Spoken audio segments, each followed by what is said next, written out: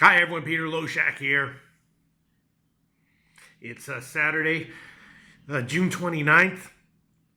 I'm going to go over the Saturday baseball card. It's like 2 o'clock Eastern time right now, though, so I'm going to try to do this as fast, as quickly as possible so that I can get this out as soon as possible before the 4 o'clock games. But, of course, I always have time to give a massive shout-out to everyone who's saying such nice things about me on the YouTube videos and on Twitter and everything. Yesterday, overall, was a good day. The birthday pick lost. And, of course, my play on the Cubs lost with Hamels suffering that injury. But other than that, it was a good day overall. Hope I can do it again. Shout out to everyone who expresses appreciation for all this on Twitter and YouTube. All right, Saturday. A lot of stuff I'm kind of liking today on Saturday. 4 o'clock games go off in 2 hours, so get this out as soon as possible. Cleveland, Baltimore. I hit the over 10 on the overnight line. It's up to 10.5 or so. Plesac has been pretty good so far overall. His stats are good, but I think that might be a little bit illusory as far as this start is concerned. And Cashner's a guy, my regular viewers know that Cashner's a guy, one guy that I haven't had a great read on in his career. He's a guy that I tended to fade a lot and tended to get burned fading. But once again, he doesn't have a good record against Cleveland in general. I think this is a tough assignment for him. And I did take the over 10 in Cleveland-Baltimore on the overnight line. And I also took Cleveland -1, and I took Cleveland on the second half. Yesterday I had a pretty good read on the game. I had the over, which cashed. I had Baltimore first 5 at +175, which cashed. But then I had Cleveland on the second half -195, which lost. So we'll see how this game goes. But in general, I'm expecting offense. I like Cleveland to bounce back here and probably like them a little bit more later on if Plesac gets crushed and Cashner has a decent 6-inning 3-run start, which is entirely possible. So liking the over at 10. I took it at 10. Liking Cleveland -1. Cleveland on the second half. KC Toronto. I did hit the under in yesterday's game, even though the market initially moved towards the over. This is a tricky one. I don't know what to say here. The line has gotten bet way up.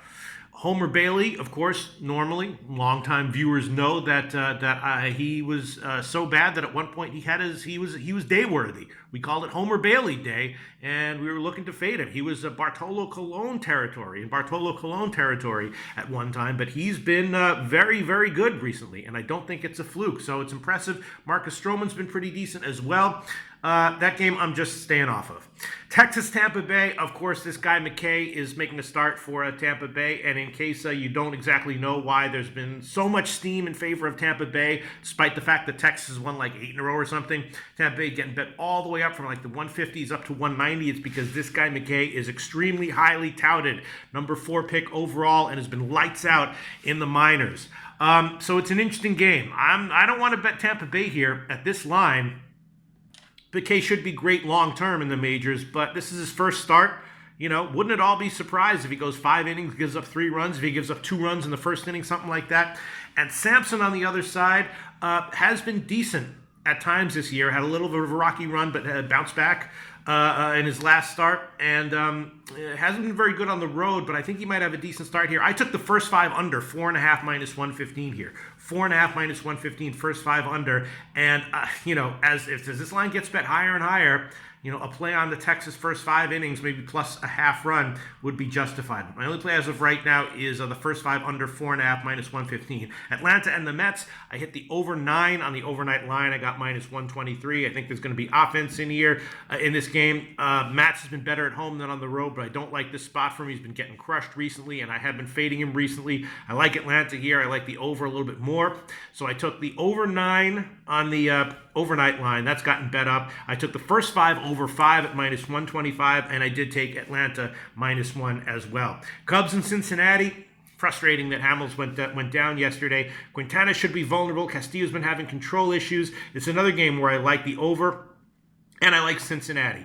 So I took Cincinnati -1. But as far as the over is concerned, the only plays so far that I've taken are the Cincinnati team total overs. First 5, 2.5, and the full game 4.5. And I took -1. I might later on put on the full game over as well. Not exactly sure, but Castillo's control issues make me nervous. But I think Quintana gets hit, so I took Cincinnati -1 and both Cincinnati team total overs. Philly and Miami, Yamamoto against Eflin. Yamamoto's been great long term. I don't expect him to be anywhere close to where he's been so far. I talked about it when they first brought him up. I said this guy might have a run of because he has got like a crafty delivery. He doesn't throw hard, but he's a little bit tricky and crafty. The scouting reports are probably not as in-depth as they'd like on this guy.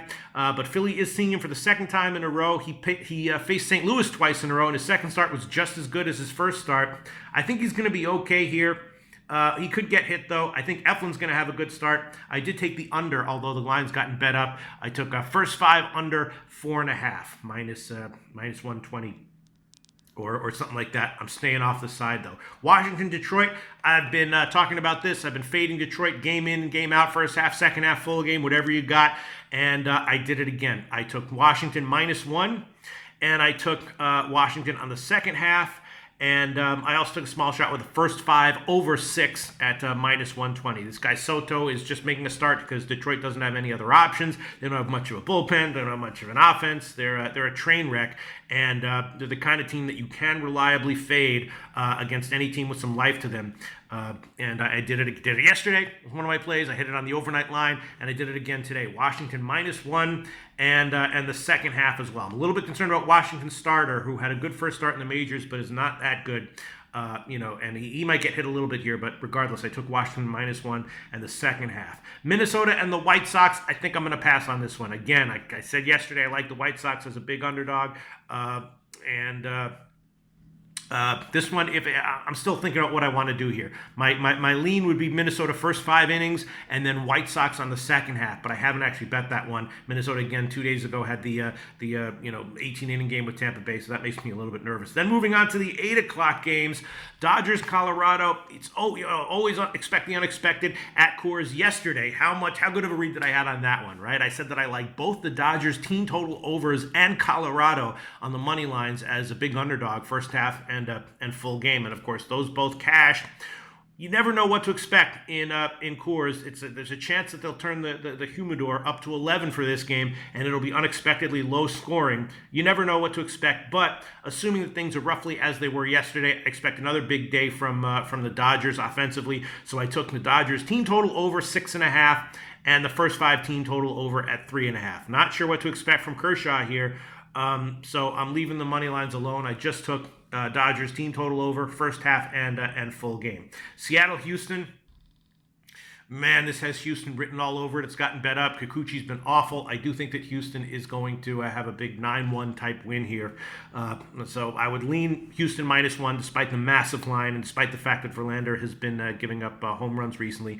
And I would lean Houston on the team total over. They've been anemic offensively recently, but this is a good spot for them. Team total's 5.5, which is a little high considering how they've done recently offensively, but I'd be leaning that way as well. Pittsburgh and Milwaukee is an interesting game. I'm definitely kind of liking Pittsburgh here a little bit. I think Lyles might have a nice start here. He's coming off the DL, but it wasn't a shoulder issue. It was a hamstring issue, and Woodruff has been good, but giving up runs here and there.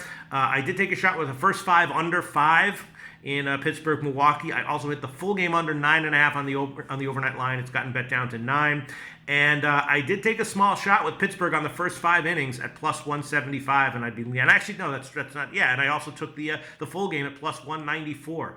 I think it's a big bounce back spot for Milwaukee, but I think we're going to get a good start from Lyles, and it's just a massive line for Pittsburgh. So I took the first 5 and full game under, and I took first 5 and full game Pittsburgh smaller. Arizona, San Francisco. I did hit the under 7.5 on the overnight line. I hit the first 5 under 4 when it came out. And I took San Francisco first 5 innings team total under 1.5 and the full game team total under 3.5 at -150. I think we're going to get 2 good pitching performances here, but I'm definitely Greinke, despite the fact that he's been hit a little bit recently, inspires more confidence in me in this spot than Pomerantz does. So I like the San Francisco team total unders, and I did hit the unders in general on the game. And then Oakland, LA, no opinion on that one yet. St. Louis, San Diego. I did take a shot with St. Louis on the first half. I think that Hudson is probably going to have a decent start here. So just small shots with St. Louis on the first half and the first 5 innings under 4. But those are small plays. Might make them a little bit bigger. We'll see how the day goes. But that's my take on the Saturday baseball card, everyone.